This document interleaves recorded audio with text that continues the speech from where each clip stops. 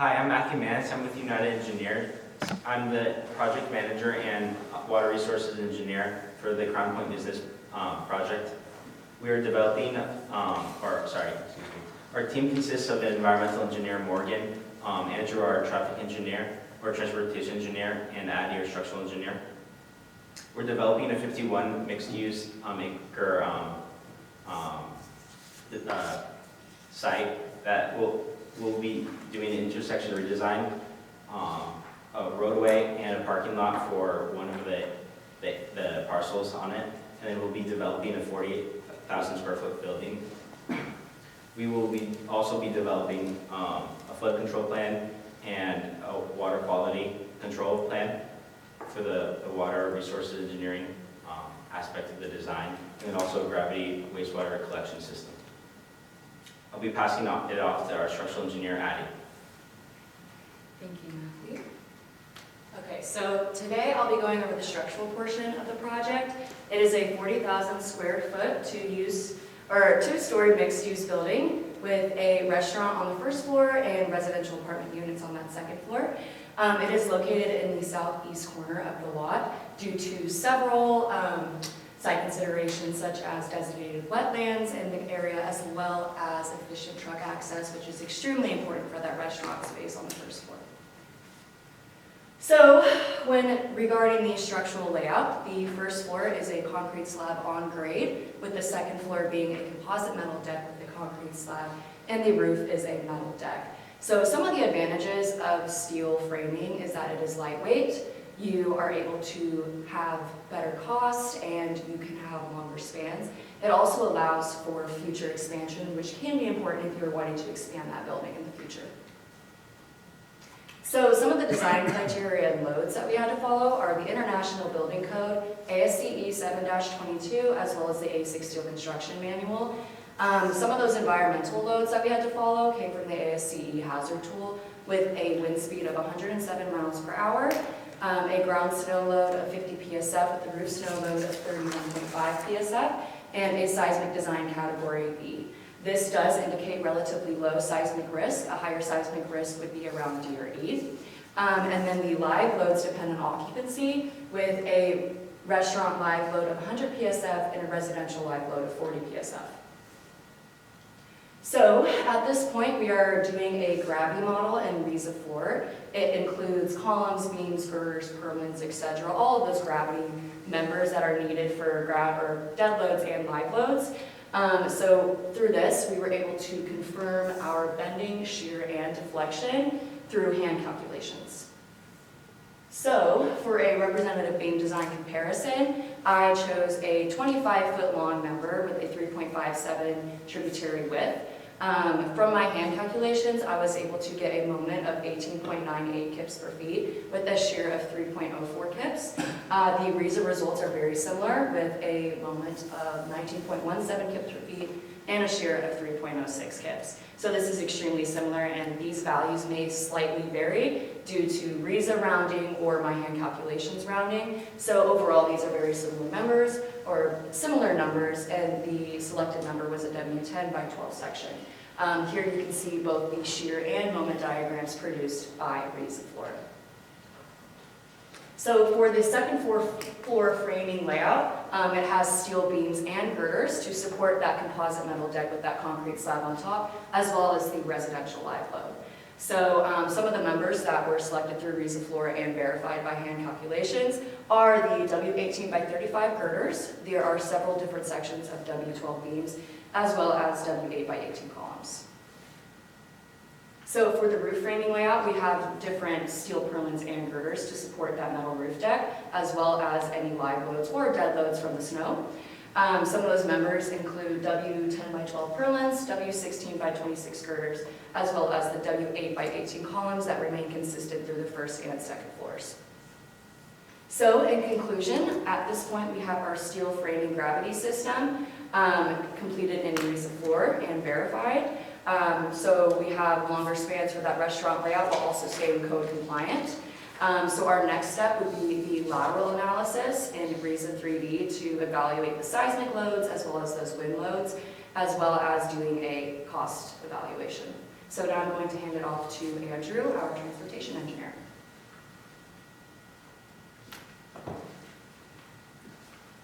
Hello, my name is Andrew Webb. I am a transportation engineer for the Crown Point Business Park project. So just a quick recap. Our site is 51 acres and we are dividing it into 23 parcels. We will be developing the parcel in the southeast part of the lot. We did have to increase the size of the parcel from our last progress presentation in order to accommodate the parking lot and stormwater treatment practices. So the new road running through the site connects Raynolville Road to Indiana Avenue. It is about 1,800 feet long, and at both of the endpoints, it will have an intersection with a median to improve safety at the intersection. The road was designed with a design speed of 30 miles per hour, and it will have sidewalks on both sides of the road. The cross-section for this new road comes from the Crown Point Technical Standards document. Per Crown Point specifications, the road will have a total pavement width of 27 feet for a total right-of-way width of 60 feet. The profile for this road is fairly flat. There's only a 5-foot elevation difference between the highest and lowest points. The two highest points for the road occur at the intersections with Raynolville Road and Indiana Avenue, and then we have two low points with an elevation of 692 feet. The next part of the transportation part of the project is reevaluating this intersection of Summit Street and Indiana Avenue. Currently, it is a signalized intersection operating at level of service C, and due to the additional traffic expected with this development, we are redesigning the intersection to maintain a level of service C or better. So the selected alternative for the intersection redesign is to add right turn lanes on 3 of the approaches, and then for the northbound approach to add a second through lane, because most of the traffic we expect to be heading northbound to the site. So then, of those 2 through lanes, north of the intersection, the left lane will become a left turn only lane into the site.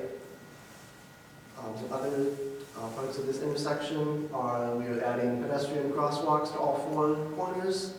There will be a sidewalk on the northwest part of the intersection where our development is, and then there will be landing areas for pedestrians to wait to cross to the other corners of the intersection. We are also, as part of this project, redesigning the signals. Crown Point standards specify the use of flashing yellow arrows for new signals, so we will be doing that at this intersection, as well as adding right turn arrows for the approaches that have right turn lanes. So this is a zoomed out view of the intersection redesign. So note that north is to the right on this diagram just to fit it on the screen better. So as you can see, heading northbound, the left lane will become a turn lane into the site. So for the intersection, during construction, we anticipate that it will be open to traffic the majority of the time, but short-term closures may be necessary. So we have developed 2 detour routes. This first one here is for Indiana Avenue. This detour route follows Monitor Street on the south, and then Raynolville Road, and then Central Ross Road on the north end. Similarly for Summit Street, the detour route also follows Raynolville Road and Central Ross Road, and then on the east it goes down Millennium Drive. So the next part of the project is the parking lot for the building that we are developing. Per the Crown Point zoning ordinance, 149 parking spaces are required. 45 of these are for the apartments and 104 are for the restaurant. Additionally, a bike rack will be needed for 11 bicycle spaces. And we also have a truck loading zone on the rear of the building right there in order to accommodate single unit trucks delivering to the restaurant. And with that, I'll turn it over to our environmental engineer. Hi, I'm Morgan Purser. I'm the environmental engineer at United Engineers. So first, I just wanted to start off by doing an overview of the collection system. So I'm just going to point out a few things. So the purple line is the actual pipeline routing. So that is where the pipe will be laid. It will be laid within the right-of-way of the road. It will be in between the edge of the road and that right-of-way. It does go underneath the sidewalk at points, but no manhole will be placed on the sidewalks to ensure that pedestrians and bicycles don't have to worry about them. Where these circles are is where the manholes will be located. The manholes will be located at every turn or change of direction of the pipe or within 300 and 400 feet if it is a straightaway. This red dot right here is the location of the lift station. You can see here it is at one of the lower points of the site. As we mentioned before, it is a relatively flat site, although we did choose one of the lower points that is out of the flood zone and wetland area. And with that, we are sloping down, so the gravity will carry, so the elevations, like everything works out there. I also want to point out that the force main will be right here, and it will connect in on the existing sewer system that is on Indiana Ave.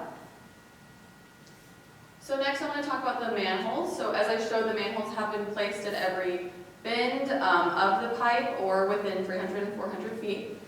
On the straightaways, it is a type B1C. It is a 4-foot diameter, which is the minimum for an 8-inch pipe, according to the Crown Point standards.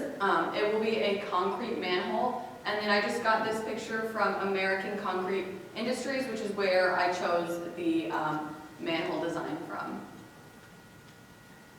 So now that the pipe has been placed, I have started to work on the insert elevations and have determined those.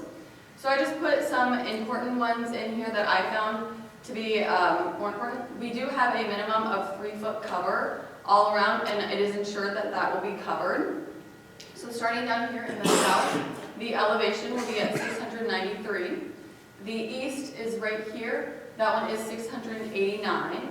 The central one is right there in the middle, which is 687.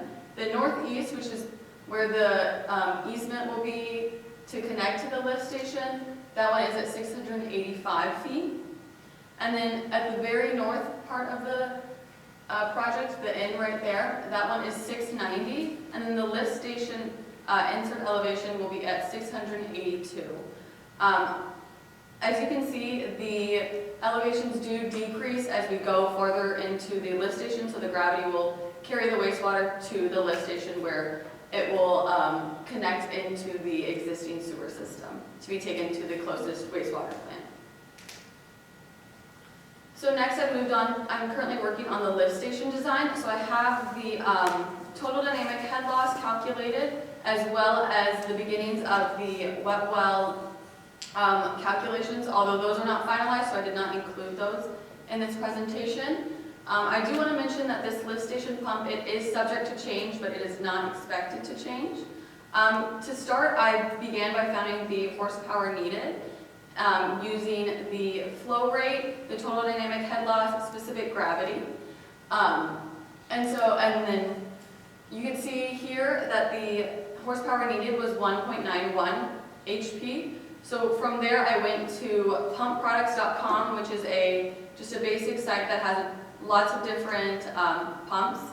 And so I found, using the horsepower, I found the Myers brand, and I used the pump curves to determine that we needed an S4S series. And then I chose this pump based on the horsepower and gallons per minute max that it can handle. And so I wanted to be conservative, so I went with a 3 horsepower pump as well as a 490 gallons per minute max that it can handle. And then it is a submersible lift station, so it will be underneath the ground as well as a duplex system, which just means that there will be 2 pumps where one will be working at one time and then they will, for a certain amount of time, then it will switch to the other one just to ensure that no pump during peak time is overworked and fails. And now I will pass it off to our water resources engineer. Hi. The requirements for our site is it needs to have a maximum outflow of 0.2 cubic feet per second or 10.2 cubic feet per second for the entire site. It needs to reduce the total suspended solids by 80% and infiltrate 1 inch of water on all impervious surfaces.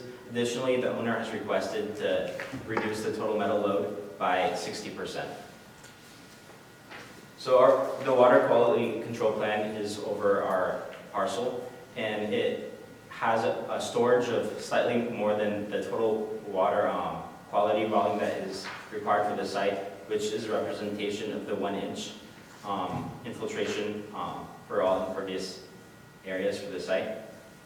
And then we'll be using tree boxes, rain gardens, infiltration trench, and vegetation swales, along with a filter strip to filter out all of the metals and total suspended solids. This is a summary table of the cubic feet and the square footage that is taken up for all the BMPs on the site. And then our total metal load calculations were based off of Clary St. Paul's 2020's report that had a lot of data collected from roadways and parking lots to determine like the metals that were in the roadway. And then we'll be combining the information of the reduction for each BMP that will fill, or all the water that will go through the BMPs will be multiplied together with the other BMPs all the water that will pass through to calculate the total metal load. And then for the total suspended solids, we'll be using a similar thing. We'll calculate the amount of area of the water that will land on the parking lot that will flow through all the BMPs to calculate the reduction that will take place. For the total metal load, it was 70.8%, just 10% greater than the required amount, which was calculated by figuring out the 3 highest metals according to that report, which were copper, zinc, and lead. Zinc was by far the greatest percentage of all the metal on the site, which took up 79% of all of the metal in the total metal load. So that reduction of that was the most important for the project. And then copper and lead were the next 2 highest. And then combined, the 3 highest metal concentrations had that value for the reduction. And then the similar process was used for the total suspended solids, and we reduced 80.3% of the total suspended solids. And then for the flood control plan, we'll be developing 2 detention ponds. One is much larger than the other.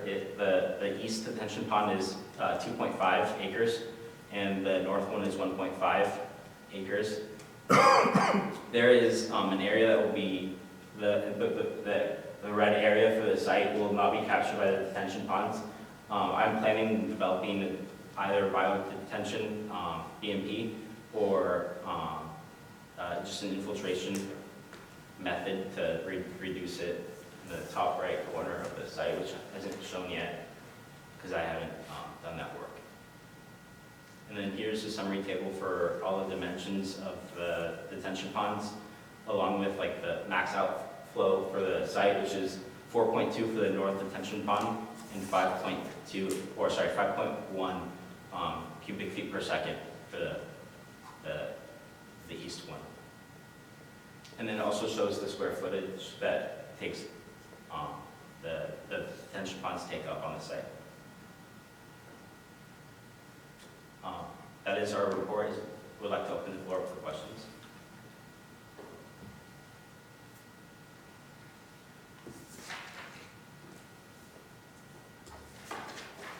Okay. Yes. Just to start with, I believe Addison Alley. So how high or what's the tallest column you have in the building? The tallest column, so it's braced right at 14 feet in between those floors, and then it goes to a total of 26 feet. And what will be the clearance to the ceiling? So there should be at minimum 13-foot clearance between that first floor, the restaurant space, And then the top floor, because it should be around 1 foot for that floor, so it'll be around 10 to 12 feet for the apartment Okay, units. and so you presented a W18 by 35. W8 by 18 columns? Yes, W18 by 35, so Okay. the depth is 35 inches. And so What is is- that going to give you the appropriate clearance? For the columns? Or the For beams? the building, for whatever proposed ceiling height Mhm. of the building. So if your girder or like beam is like 35 inches in here, are you going to get the appropriate clearance in the building? So- Yes, we should be able to. It's not a designated, I mean, I feel like as long as you're above 10 feet in a restaurant space, you usually have a good amount of clearance. But there is 14 feet as of now, which would be to a solid 1 foot of floor. But if there is, let's say, a 35-inch depth beam, which would be 3 foot depth, that would be in between a 10 or 11 foot, right, for that first floor, and then it would make that second floor about 10 feet. How about the columns? So what's the widest column you have? They're all W8 by 18. I went ahead and made them all the similar size throughout the building. I had issues with Reza Floor giving me W4 by 13 columns, and I was like, that's not correct. So I went ahead and did hand calculations to modify all of those columns to remain consistent, so that whenever I insert girts or other things like that, I can do 8-inch all around, so it all remains connections. The connections would be well. Well, So- that means 18 inches, they will be sticking out like this wall, correct? For W8 by 18 inches, Because how thick is the wall will be? they should be 8 inches. So Yeah, so you are 10 inches out.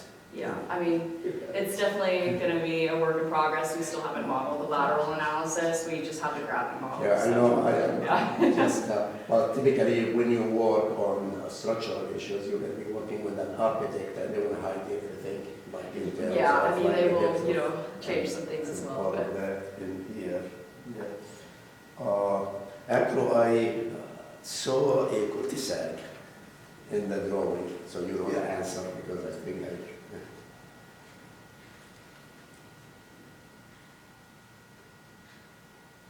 And so how long is that segment of the road to get to the cul-de-sac?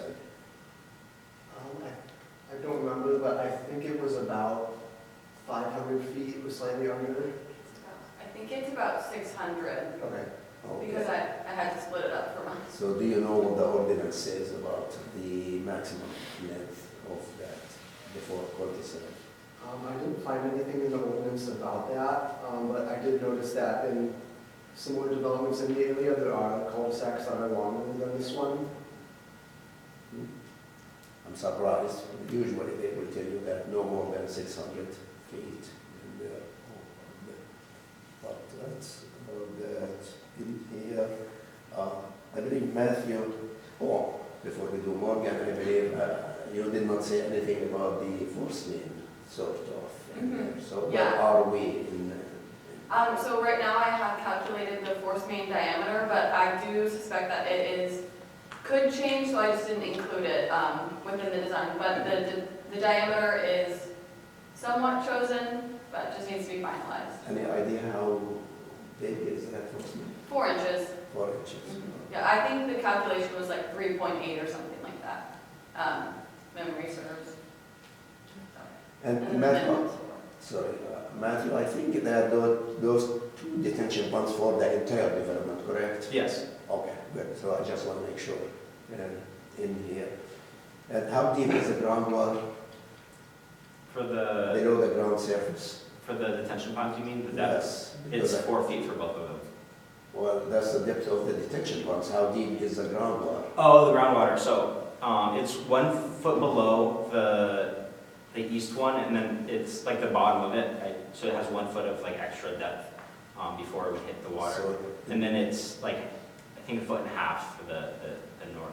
and so what's the required separation between the groundwater and the bottom of the detention pond? So the requirements and the Crown Point standards are just, you have to have increased storage capacity if you're underneath. Like if you have groundwater like seeping in, you need an extra whatever that storage would be, that like is taken up by the groundwater, like just for the retention pond as a whole. But to avoid contamination, I think my question is, should be a minimum separation between the bottom of the detention pond. I didn't see anything like that in the standards. It's mostly maybe in the IDM requirements that typically they prefer like 2 feet. Under some circumstances, they may allow you to go a little bit less than that. Otherwise, you more or less getting some contamination directly into the groundwater. Thank you for letting me know.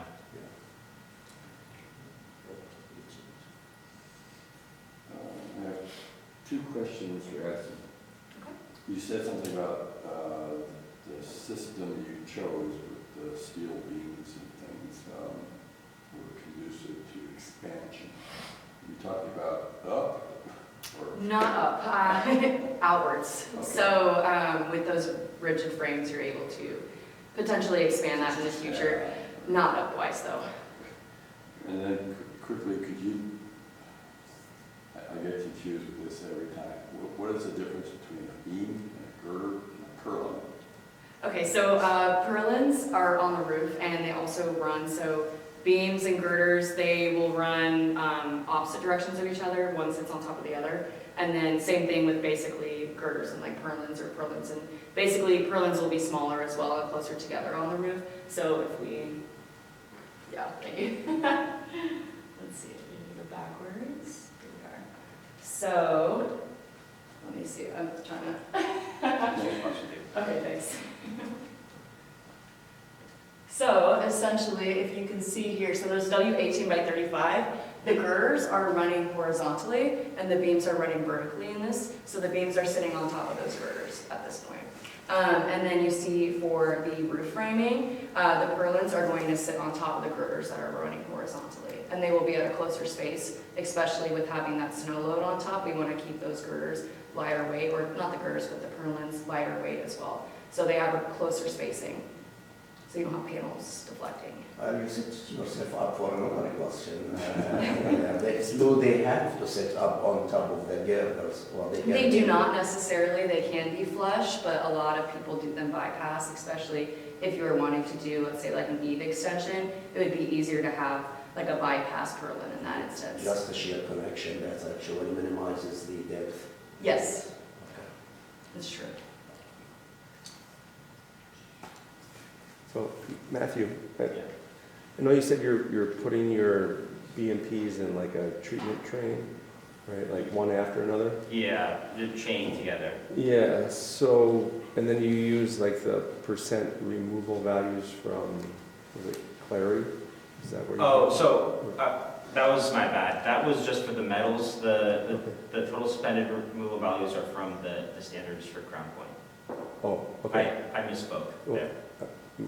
I don't know if you did or not, but I was wanted to check. So, but my question is though, like when you put like the second BMP, right, it's probably not going to achieve its level of removal as if it was Yeah. first, right? Because it's just all the easy stuff has been removed. Mhm. So do you think you're still going to meet your requirements?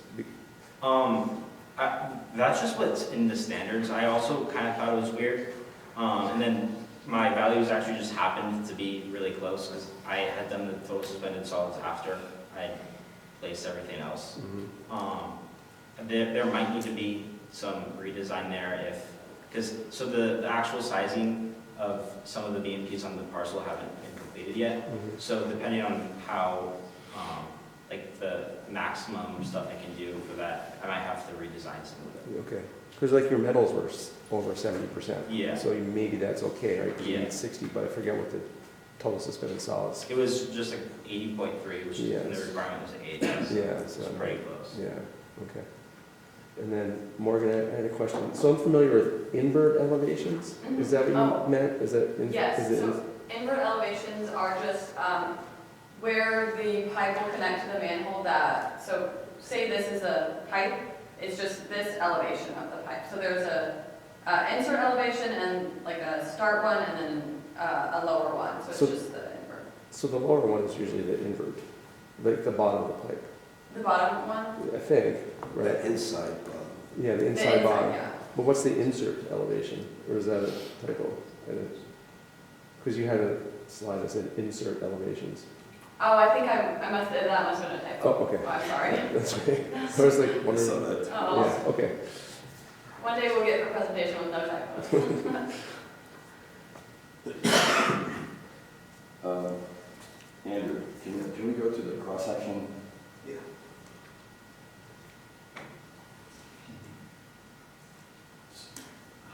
So, you show curb. Yes. I'm guessing there are also inlets. You are, yes. So where's that? So you got water coming from the sidewalk into that, and water coming from the roadway into that. Where does that water go? So on the profile, so that one will run down to the low points at 692 feet, and then we will have an inlet there to capture that water. And where does that water go? Detention ponds. And so you know how much that is? Yeah, I've calculated the runoff for the entire site. Okay. I just wanted to make sure that you guys are talking to each other, so you know where that water goes and how much that water is. Okay, good.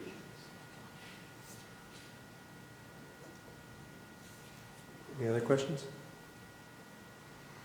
Okay, thanks.